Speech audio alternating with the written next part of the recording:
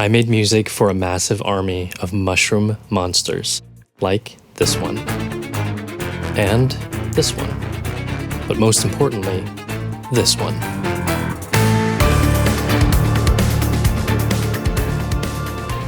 Alright, so I've got the project open for Underlegion Overture.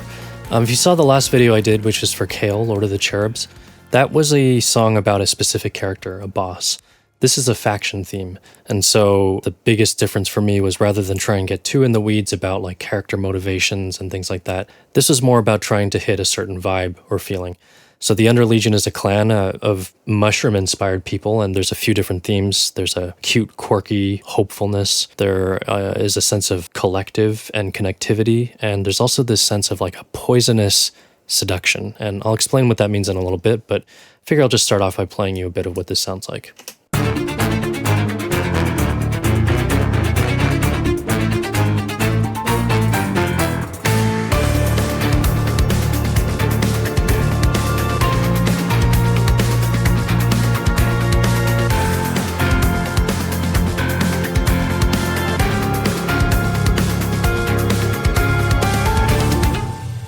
Alright, so I'm going to skip the intro for now and we'll come back to that in a little bit, but I want to talk about this A section. The first thing that I wrote this section with was the piano. The piano and I guess the strings backing this up.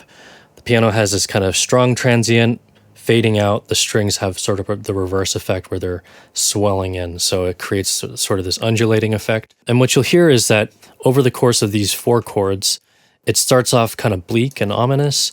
It transitions into a sense of hopefulness, and then it ends with sort of a sense of fantastical.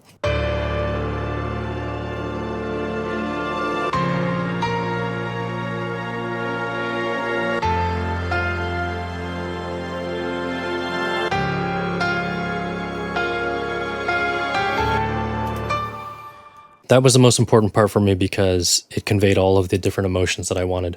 In 4 chords, right? So I wanted to build on that and make sure that I had that down first. Everything else after that really is just dressing that up. So let's shift gears a little bit and talk about the drums because there are a lot of drums in this song. This, I guess, is maybe the collective mindset of things, but I also just like writing drums in general. This is the groove that I wrote on the kit, as well as some additional samples on the hi-hats playing this sort of closed 16th note pattern.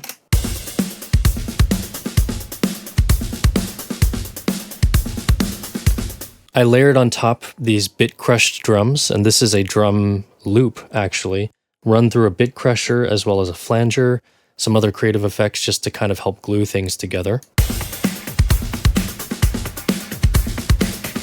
And then lastly, what I wanted to do is really beef up that snare. So I'm kind of old school. I just take one-shot snare samples and I drop them in. So this is snare woody, snare cracky, and snare roomy.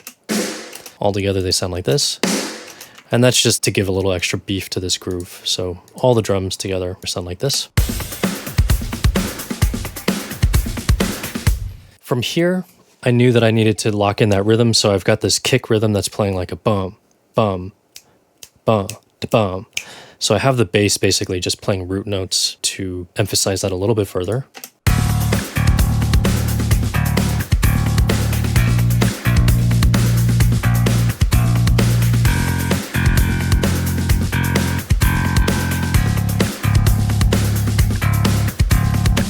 Because there are guitars kind of present throughout the album, I felt like doing some guitars, but they're really taking a backseat in this song. Basically, I've got them palm muting, playing the 16th notes, alternating between the lower and the higher octave, but they're really just there as like a utility to kind of just keep the 16th note subdivision running.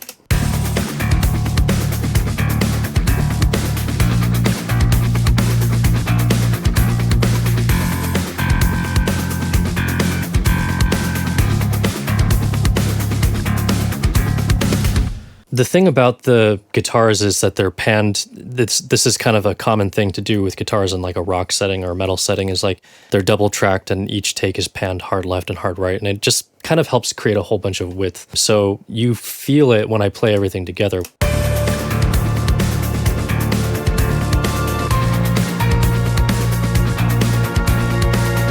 Almost more than you hear it. All right, so the last little bit here that I wanted to do was talk about that quirky kind of aspect. I knew I wanted to have these pizzicatos.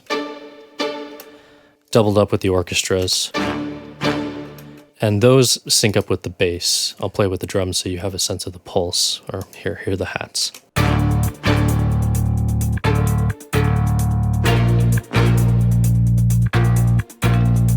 And the very last little bit that I have, I don't know why I wrote so many parts to this, but I think I was just having a lot of fun layering things on. The very last part to this are these synth plucks, which is it's a serum patch, and it just sounded really cute to me. It seemed like it fit.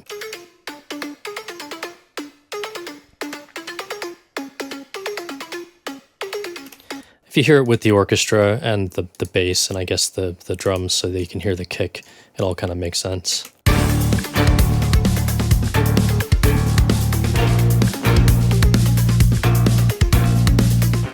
Add in all of the drums now.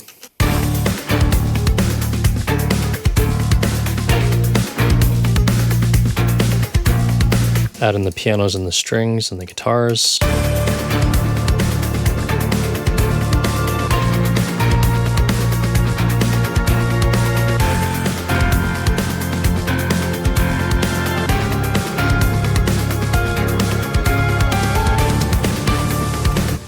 All right, so that is basically it. That's this A section here. I'm going to go ahead and play the intro here for you just so you can contextualize where this falls into place.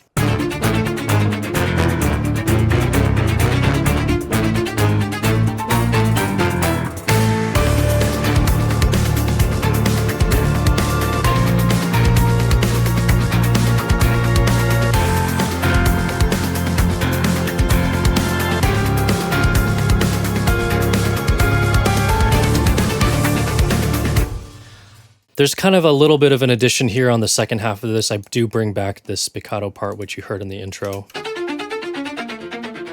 This also adds to the quirkiness, in my opinion. So this is the intro.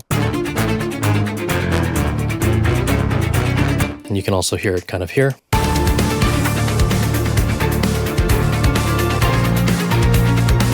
Obviously altered to help fit in with the chord progression itself. But that makes up the entirety of what I'm calling the A section. So the structure of this song is like painfully simple. There's basically two different chord progressions, which I've called A and B. There's a little interlude in the middle, which I've called heroic interlude. And then we revisit the A section chord progression, slightly different, revisit the B chord progression, slightly different, loop back around. So it's actually very straightforward. Let's go ahead and talk about the B section. So really the only addition here is these strings. We have this chord progression going. It just felt like it needed some strings. And to me, this is like a very kind of romantic, high fantasy type of chord progression. The strings just seem to complement that the best. So here's what that sounds like.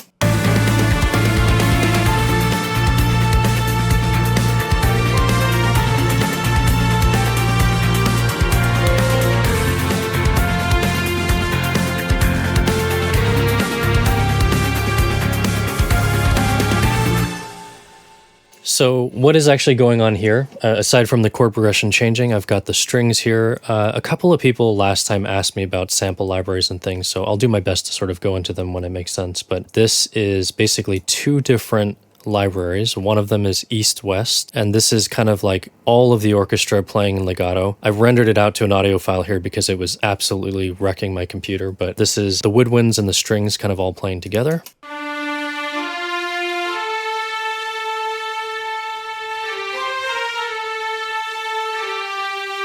And these are, I believe, Spitfire Appassionata, which is kind of like a plug-and-play legato string library. I just really like the way they sound together, so I have the Appassionata, the Spitfire library on the top, and I have the East-West stuff on the bottom. This is Spitfire.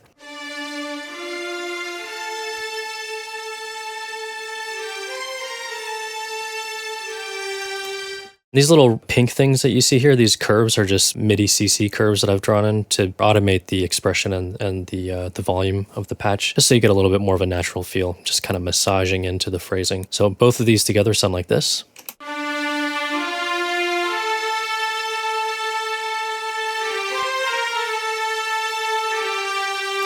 And all together.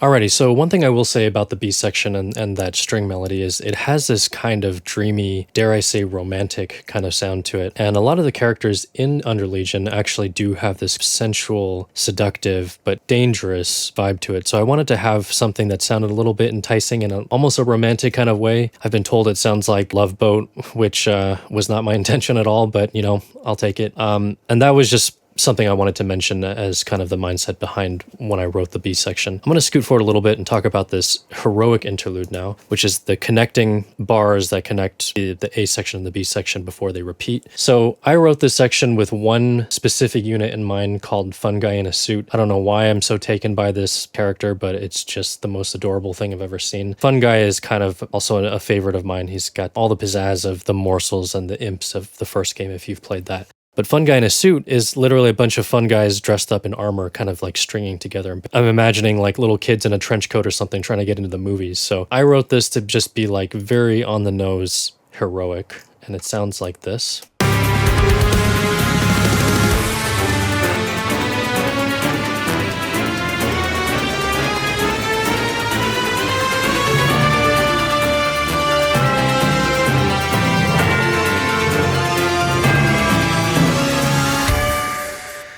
So what is going on here? It's all of the kind of things that you would expect in a passage like this. You've got this string part, which I didn't even try to massage it. It sounds terrible, I'm not going to lie, but it kind of fits. We've got the harpsichord. You've got the pizzicato. And you've got that same sort of romantic string passage from before.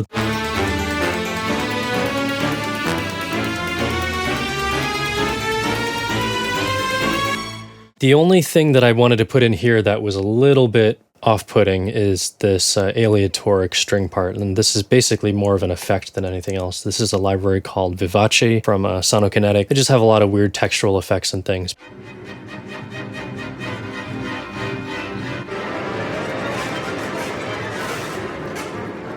Just pure chaos. And I just threw that in there for fun. So altogether it sounds like this.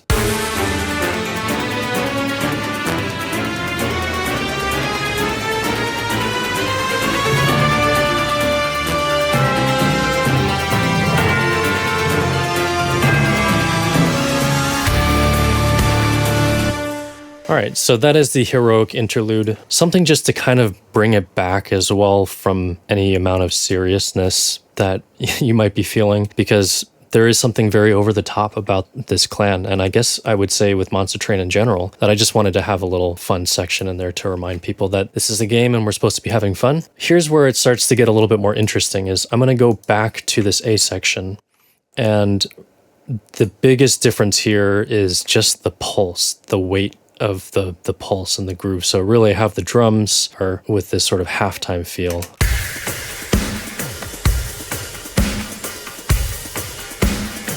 Bass notes are just now these long sustained root notes. I do have the guitars in here just to keep that pulse going.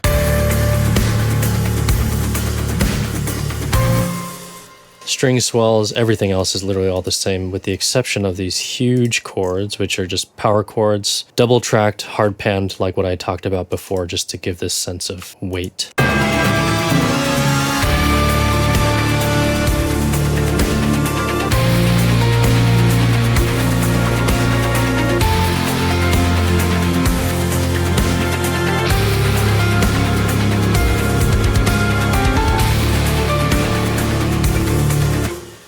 Same chord progression and everything, you know, we're back to flip-flopping between sort of ominous and bleak to a sense of hope to a sense of wonder. Where it really starts to get kind of trippy is the transition to this B section, and in B2, for whatever reason, it felt like the string melody, the romantic string melody I had mentioned before, it felt like it would go well on in more of like a 6/8 kind of feel instead of 4/4. That was actually how I had heard the melody from the beginning. So I thought maybe I'll just try and like switch up from 4/4 into kind of a triplet feel. So I'll play it for you and then I'll talk through it.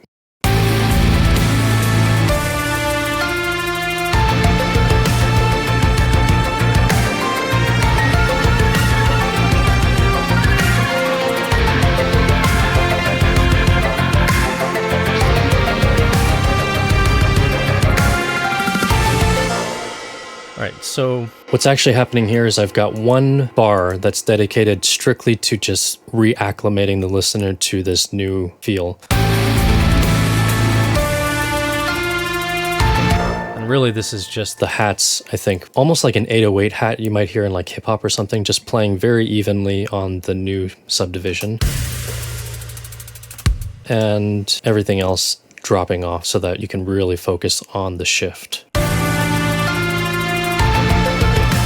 Only thing that's connecting this is the melody, carried by the piano and the strings.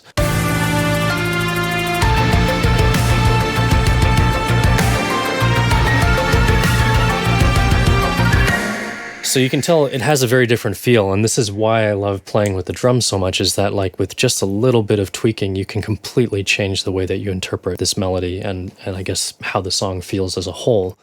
So let's talk about the beat again. So we've got the drums, right? Very different from, and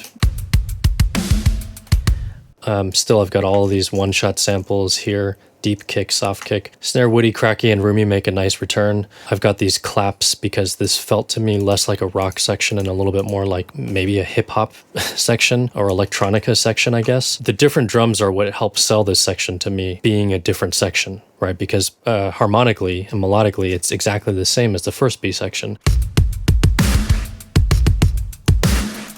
I got a lot of drums in here. We got the roomy tail and this snap, which I promise is not the switch sound effect, but all of them together help create a very, very different feel in my opinion. We've got the bass also kind of hammering in the da-da-dum, ba-da-da-da-dum. Pianos, same thing, kind of holding down the fort, fleshing out the chords.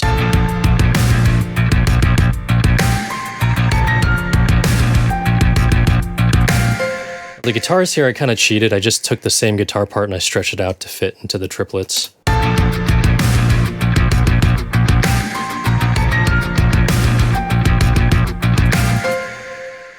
Spiccato on the synth plex, reinforcing this triplet.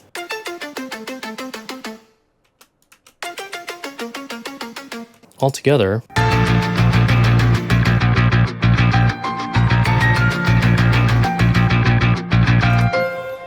And everything all together.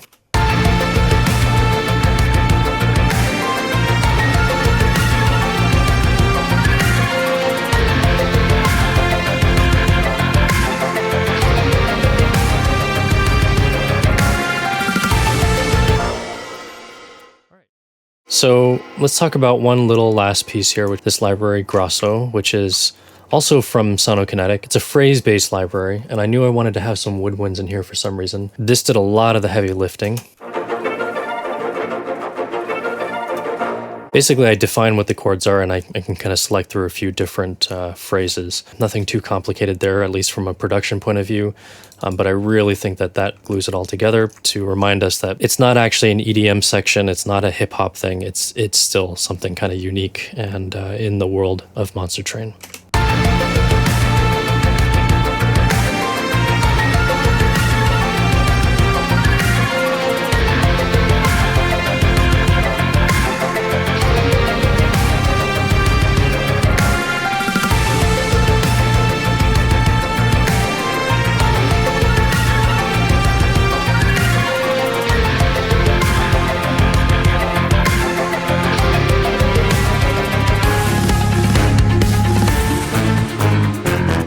Same trick here, getting back into the 4/4.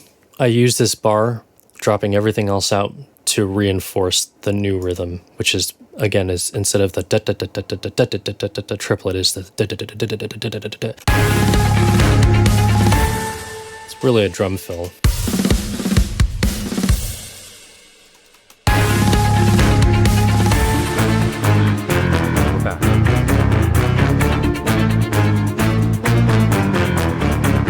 So if we loop back, it doesn't actually feel too janky.